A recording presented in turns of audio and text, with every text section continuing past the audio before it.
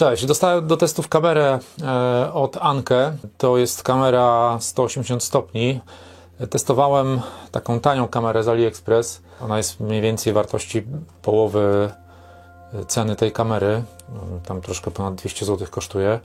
Teraz dla porównania zobaczymy, jaka jest różnica w jakości obrazu i ogólnie wykonania. Generalnie kamery od firmy Anke to raczej taki sprzęt z wyższej półki i jakościowo jest zrobiony naprawdę dobrze, i jeżeli chodzi o deklaracje w temacie parametrów, to tutaj ściemy raczej nie ma. Kamera ma bardzo jasne obiektywy o przesłonie 1.2, tuning BSI, kolorowa wizja nocna, wbudowany mikrofon, aktywna syrena i alarm, ultra szerokokątny kąt 180 stopni, kamera zewnętrzna bezpieczeństwa PoE, czyli zasilanie PoE, 6 megapikseli z podwójnym obiektywem.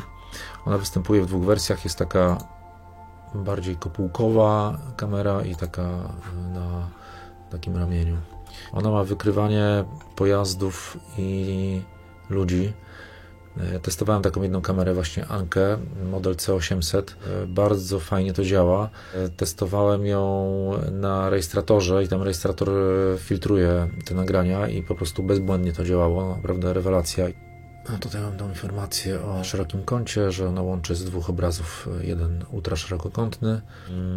Aktywna ochrona z odstraszaniem. Bardzo dobra jakość obrazu w nocy, również w kolorze. Ona ma doświetlenie światłem białym, ale przy słabym oświetleniu zewnętrznym też potrafi dobrze wyłapywać obraz. Zobaczymy sobie później na nagraniach. Dźwięk dwukierunkowy, czyli możemy sobie porozmawiać z kimś, kto jest koło kamery. No, jest wodoodporna, IP66 to jest klasa szczelności, mocna obudowa, w szerokim zakresie temperatur potrafi działać, także mrozy, deszcze i upały nie są jej groźne. No, sterowanie z aplikacji to można z laptopa, tableta czy smartfona. Nawet 256 GB potrafi obsłużyć te kamerki, te tańsze, które testuję, to mają zazwyczaj do 128 MB. Kompatybilny jest z rejestratorami i właśnie ten N48 PAV, jego testowałem przy okazji właśnie kamery Night Chroma i C800. Bardzo fajny rejestrator. No, kodowanie H265, mamy tutaj dużą kompresję i dobrą jakość obrazu, także dużo materiału nam się zmieści na karcie. W tryb WDR to też bardzo fajnie działa w tych kamerach Anke. Zasilanie PoE to już było, wiele protokołów, m.in. RTSP, FTP. Dobra, to z takich podstawowych informacji jest wszystko. Zobaczymy, tak, co tam w środku jest. O, tutaj standardowo Anke dodaje jakieś naklejki takie informujące, możemy sobie nakleić gdzieś tam na drzwi, na dom. Tutaj mamy kabel LAN, taki patchcord, dosyć krótki. Instrukcja. Zobaczymy, czy jest instrukcja w języku polskim. Zazwyczaj był to angielski i niemiecki chyba. No, tu jest tylko po angielsku. No, tu jest jakiś element montażowy. Taki uchwyt metalowy, aluminiowy prawdopodobnie. Udźwig jest do 2 kg. No, wygląda to dosyć solidnie. Aha, tutaj możemy sobie przepuścić kable. A to jest taki wzornik montażowy, to też przydatna rzecz. Zestaw kołków montażowych, klucz do przekręcenia śrub imbusowych. A tu jeszcze mamy dławicę uszczelniającą, to też jest standard w tych kamerach. Dławica, która uszczelnia połączenie kablowe. I tu już więcej nic nie mamy. Sprawdźmy sobie kamerę.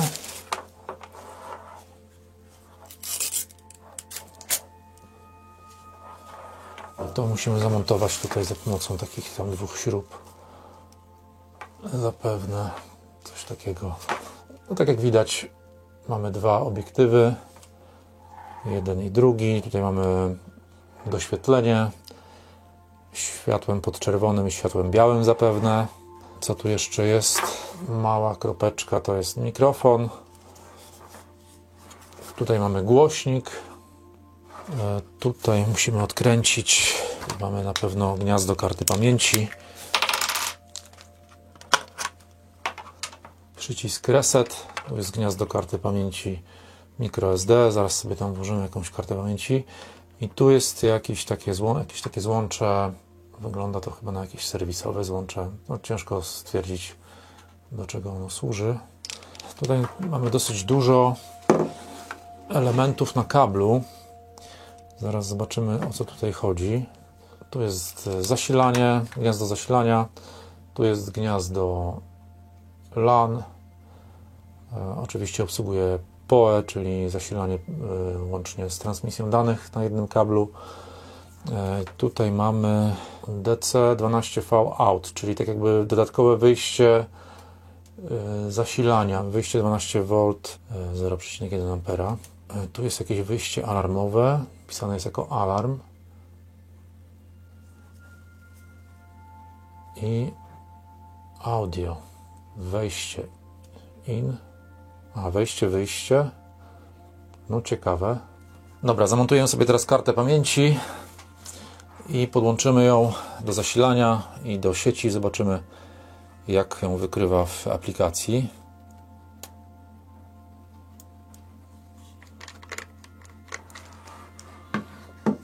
Kamera w zestawie nie posiada zasilacza, ponieważ domyślnie ona pewnie jest używana z zasilaniem PoE, bo jest to wygodniejsze. Ale do tego potrzebujemy albo rejestrator z wyjściami PoE, albo jakiegoś switcha. Ja mam zasilacz 2A, 12V.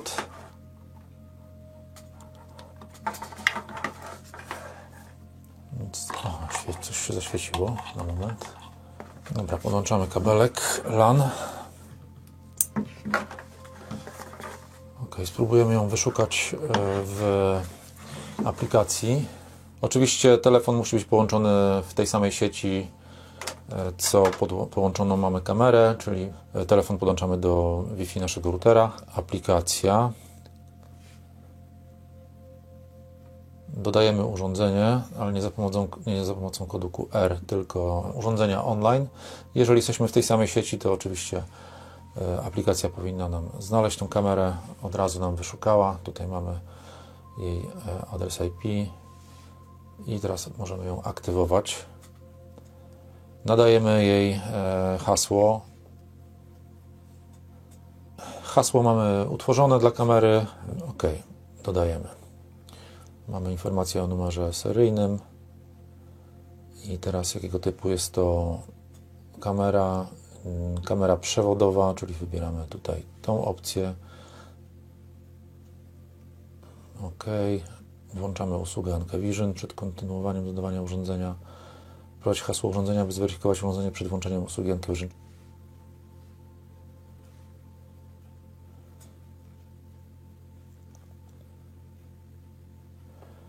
I dodawanie kamery zostało zakończone. No, zostawiamy domyślną nazwę. Mikrofon jest włączony. Możemy włączyć lub wyłączyć. No i teraz co? Teraz możemy pewnie już podglądać. OK. Kamera nas widzi. Jest tutaj troszkę obraz zniekształcony, ponieważ ona jest szerokokątna. Żeby to się zmieściło tutaj w całym tym obiektywie, no to ona nam to rozszerza. Idziemy ją zamontować na zewnątrz i zobaczymy, potestujemy. Dobra, kamerę mamy zamontowaną. Teraz możemy sprawdzić, jak to wygląda w aplikacji. Ja zmieniłem sobie tutaj nazwę na FCD600, to jest nazwa handlowa tej kamerki. I zobaczcie, tutaj miłe zaskoczenie, bo ta kamera tak naprawdę ma chyba większy kąt niż 180 stopni. No jest to takie prawie że rybie oko. Jest bardzo szeroki kąt. Ta kamera jest o wiele bardziej wysunięta od tej kamery wcześniejszej, którą testowałem. No widać tutaj na pewno dużo lepszą jakość obrazu i pomimo tego, że ta kamera jest bardziej wysunięta od ściany domu, to łapie ścianę domu, natomiast tamta kamera, ta tańsza, ona nie widzi ściany domu. Jeżeli tę kamerę dodaliśmy do aplikacji i tam przy instalacji kliknęliśmy, żeby połączyło nam z serwerem Anke, no to pomimo tego, że my ją dodawaliśmy w sieci wewnętrznej, to kamera po połączeniu przez LTE też jest widoczna bez żadnego problemu. Czyli musimy mieć tam założone konto i ona jest przypisana tak jakby do naszego konta. I nawet jeżeli ktoś ją nam ukradnie i będzie chciał ją dodać do aplikacji sobie, to nie jest w stanie tego zrobić, ponieważ jej numer seryjny jest przypisany do naszego konta w Anke Vision. Ok, teraz jeżeli chodzi o ustawienia kamery z poziomu smartfona, no, mamy dostęp do wszystkiego tak naprawdę. Tu jest takie podstawowe menu oparte na ikonkach. Tutaj mamy tryb podglądu, HD, standard i podstawowy. Lupka, no to możemy sobie tutaj przybliżać. Co tutaj dalej jest? Poziom redukcji szumu. Możemy zrobić sobie zdjęcie z aktualnego widoku, ono się zapisuje nam w galerii. Możemy nagrać film z tego, co widzimy. Oczywiście mamy kartę pamięci i na te filmy nam się, nagrania się tam zapisują. Możemy powiedzieć coś. Raz, dwa, trzy, jak mnie słychać? Tutaj mamy nasłuch.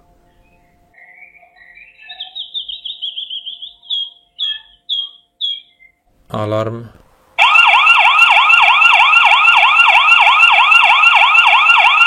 No i z takich podstawowych funkcji tutaj mamy wszystko.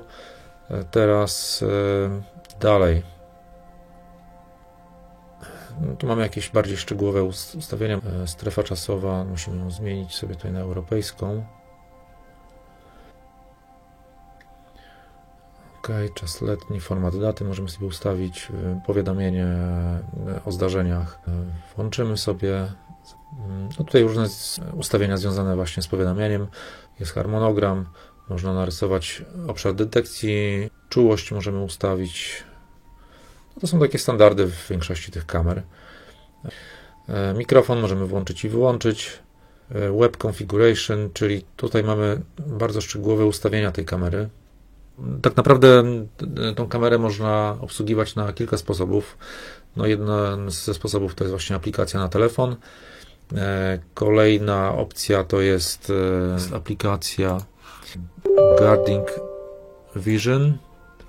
Kolejną opcją jest możliwość obsługi jej przez przeglądarkę. To też zaraz sobie zobaczymy. No i oczywiście rejestrator. Tutaj akurat pokazuje nam na dole wykrytą tą kamerę. I dodajmy ją sobie. Z jaką dodać?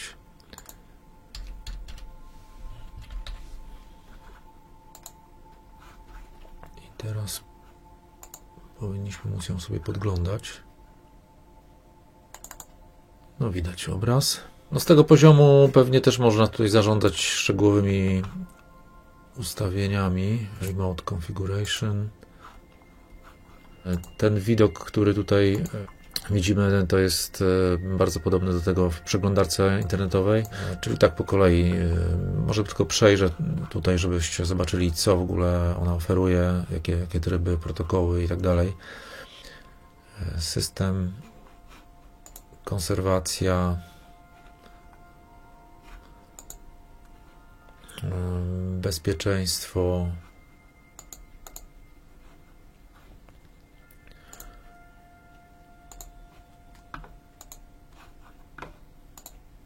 zarządzanie użytkownikami, sieć,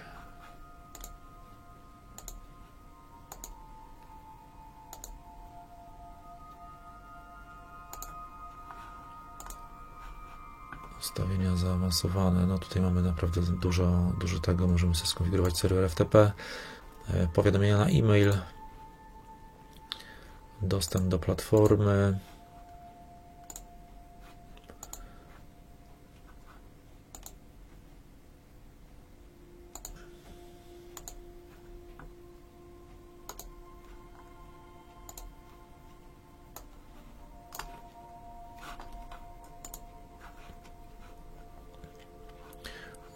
Tutaj mamy, właśnie nie możemy zmienić rozdzielczości obrazu, ona się zapisuje tej maksymalnej 3632 na 1632. Prędkość bitowa może być stała lub zmienna. Ilość klatek tutaj w standardzie jest 10, maksymalnie może być 20, ja sobie zmienię na 20. Maksymalny bitrate, no to jest trochę mało przy tej rozdzielczości. Ustawimy sobie na 6000. Kodowanie możemy sobie wybrać H264 lub H265. Możemy włączyć H265+, jeżeli potrzebujemy. No to przy większym bitrate chyba zwiększyła nam się jakość tego obrazu. To wygląda to naprawdę nieźle. Jeszcze możemy raz zmienić na bitrate, ten, który był tutaj podstawowy.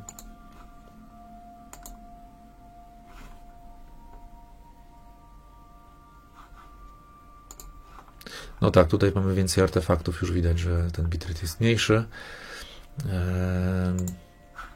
Zostawimy sobie na tym wyższym. Audio, tutaj mamy różnego rodzaju kodowania, nawet MP3 jest, no tutaj zostawimy na razie domyślnie. Ta kamera ma wyjścia na kablach, które pokazywałem. Między innymi właśnie jest możliwość podłączenia mikrofonu albo jakiegoś zewnętrznego wzmacniacza, jakiegoś dźwięku. Głośność tego wejścia, filtr szumu jest włączony. Dobra, dalej, co tu jest? Duży zakres regulacji. Możemy ustawić ostrość, jasność, kontrast, nasycenie, ekspozycja. No, jest tego multum. No to możemy sobie ustawić oznaczenia na obrazie, data, czas, nazwa kamery.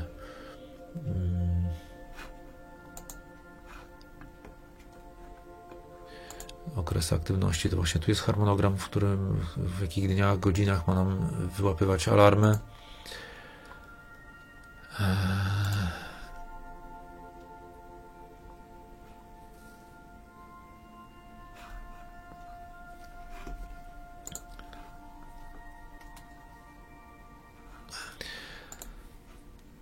Wyjście alarmowe. Ta kamera ma wyjście alarmowe i tutaj pewnie możemy sobie ustawić, ona tam pewnie ma jakiś przekaźnik, który się albo rozwiera, albo zwiera w zależności od wykrycia alarmu i może nam uruchamiać jakieś inne urządzenia, nie wiem, zamknąć bramę, czy zamki drzwi.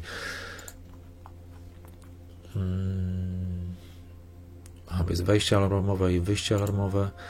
Jakieś wyjątki, wyjście alarmu dźwiękowego, inteligentne starzenie. Co tutaj mamy?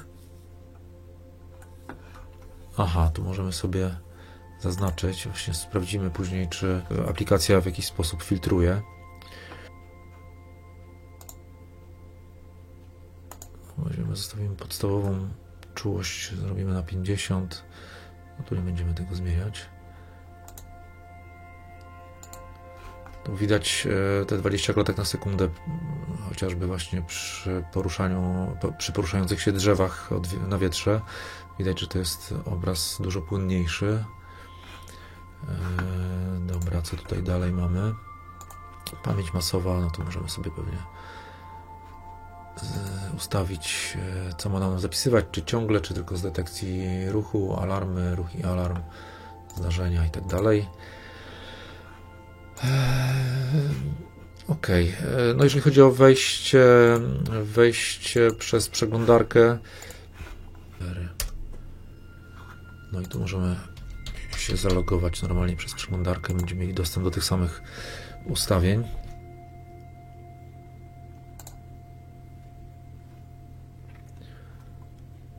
No i tak to wygląda. No i konfiguracja. No konfiguracja to jest dokładnie to, co sobie przerabialiśmy przed chwilą za pomocą tej aplikacji pod Windows. Dobra, zobaczymy jeszcze sobie, jakie powiadomienia nam będą przychodziły na smartfona.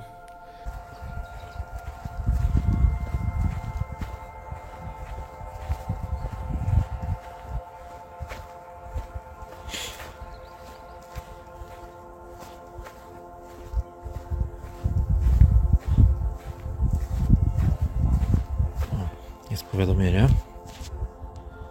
Detekcja ruchu. Mamy fotkę, bardzo fajna sprawa. możemy sobie od razu pewnie odtworzyć ten moment.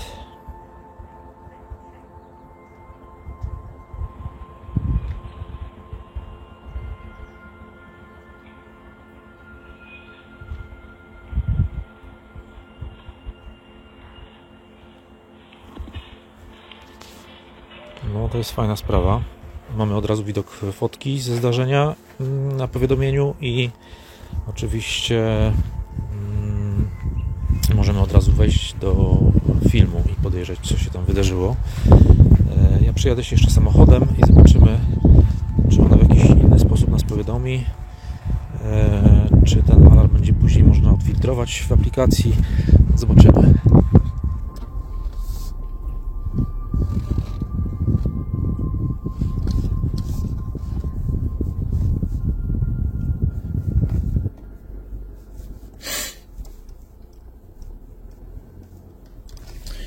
Mamy powiadomienie.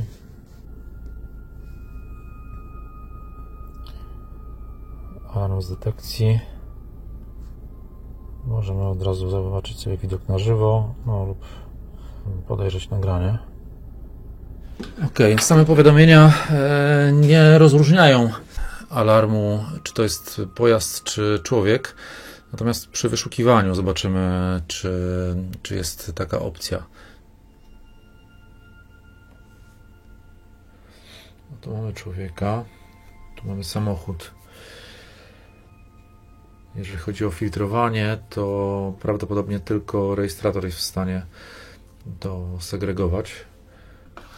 A tutaj jeżeli chodzi o tą aplikację pod Windows, no to zaznaczają nam się alarmy takimi czerwonymi kreskami na osi czasu.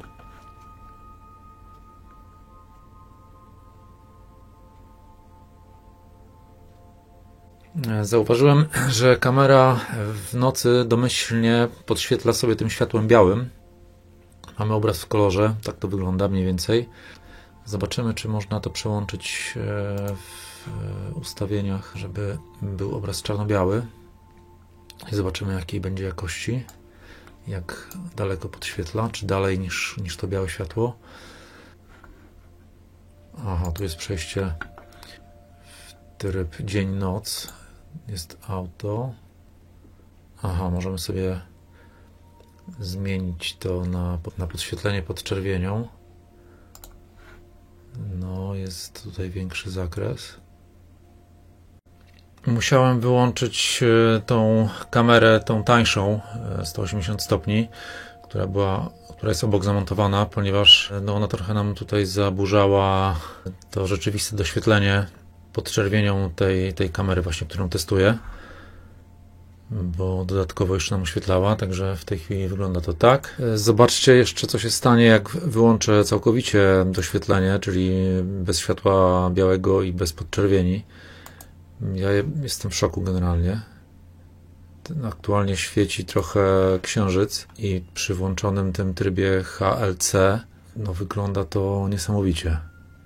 My pozmieniamy jeszcze tryby na WDR na przykład. Teraz mamy HLC. Wyłączymy HLC, zobaczymy, jak bez HLC wygląda. Wow. Po prostu przełącza się w tryb czarno-biały, ale to wygląda zdecydowanie lepiej niż z podświetleniem pod czerwienią.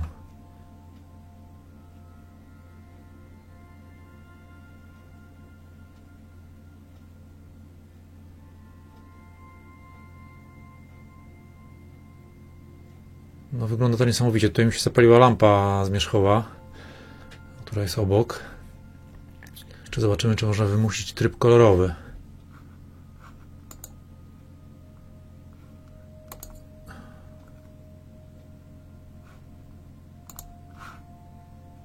Zobaczcie, jak to wygląda. No, jestem w szoku. No niesamowite. Ok, fajnie to działa. Zobaczcie jeszcze różnicę pomiędzy standardowym zapisem obrazu. Tak wygląda standardowy obraz, a teraz pokażę Wam, jak działa tutaj WDR.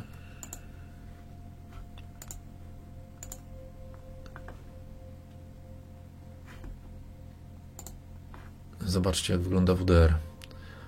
No, moim zdaniem pięknie to działa.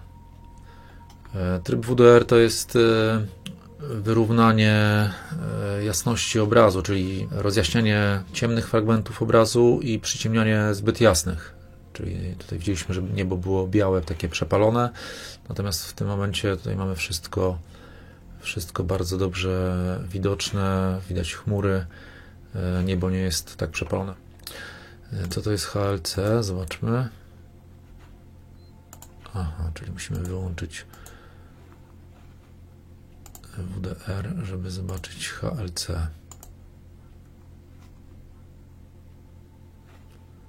O! To wygląda jeszcze lepiej. Pokażę Wam teraz jeszcze, co nam daje tryb WDR albo HLC. To są te tryby poprawiające dynamikę obrazu w nocy. Generalnie praktycznie większość kamer bez tego trybu ma problem z odczytywaniem tablic rejestracyjnych samochodów. I teraz pokażę Wam, jak to wygląda bez tego trybu. Tablica jest przepalona, jest po prostu biała plama. Nie widać żadnych znaków na tablicy rejestracyjnej. Teraz zobaczcie sobie w trybie WDR. Tu już coś widać. Już w zależności jak blisko pewnie i pod jakim kątem jest tablica. Teraz zobaczcie tryb HLC, czyli bez WDR, tylko z HLC. No to jest podobny tryb, ale wydaje mi się, że on działa lepiej.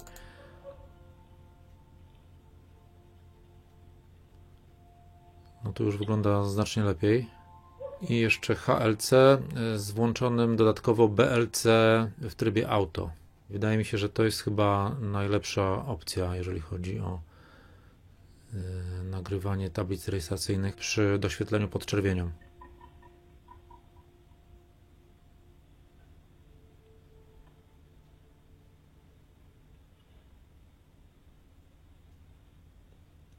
No tu już wyraźnie widać tekst na tablicy. No, ilość tych ustawień jest naprawdę imponująca i naprawdę tutaj chyba każdy będzie mógł dostosować to do własnych potrzeb, także no, nie ma sensu przedłużać tego filmu. Moim zdaniem wygląda to rewelacyjnie. No, fajną opcją jest to 180 stopni. Wiadomo, że przy kamerze obrotowej no, nie obejmiemy takiego zakresu jednocześnie. Tą kamerę musimy sobie regulować lewo-prawo. Natomiast tutaj mamy tak naprawdę za pomocą jednej kamery ogarnięty cały jeden bok budynku, domu. No jest to bardzo fajne rozwiązanie. No dobra, co? Podsumowując, kamera naprawdę fajna. Link do aktualnej oferty znajdziecie w opisie pod filmem. Jeżeli macie jakieś pytania, to piszcie w komentarzach. Postaram się w miarę możliwości szybko na nie odpowiedzieć. Mogę też dodatkowo coś przetestować, jeżeli będziecie potrzebowali. Linki do surówek umieszczę pod filmem. Także co? No to by było na tyle i do zobaczenia. Cześć!